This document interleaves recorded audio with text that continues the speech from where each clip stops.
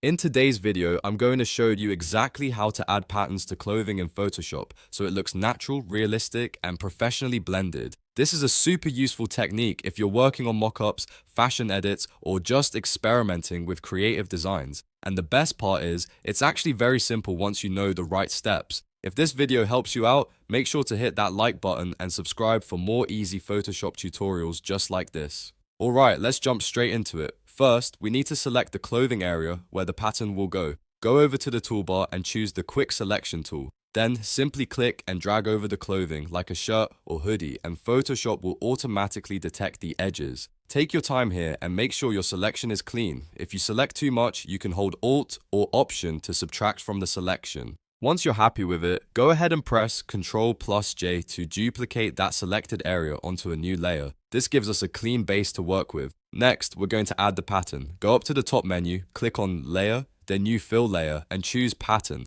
A dialog box will pop up. Just click OK. Now you'll see the pattern options where you can choose any pattern you like. Photoshop has some built-in ones, but you can also load your own custom patterns if you want something unique. Once you pick your pattern, click OK and you'll see it applied across the entire canvas. Now, we need to make sure the pattern only appears on the clothing. To do that, go to the pattern layer in your Layers panel, right-click on it and select Create Clipping Mask. Instantly, the pattern will snap into the shape of the clothing you selected earlier.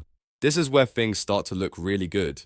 To blend the pattern with the fabric, head over to the Blend Mode drop-down at the top of the Layers panel. Try switching it to multiply or overlay depending on the look you want. Multiply works great for darker fabrics, while overlay can give a more vibrant effect. You can also lower the opacity somewhere between 40 to 80% to help the texture of the fabric show through. This step really helps sell the realism. Now for the final step, adding realism so the pattern actually follows the folds of the clothing.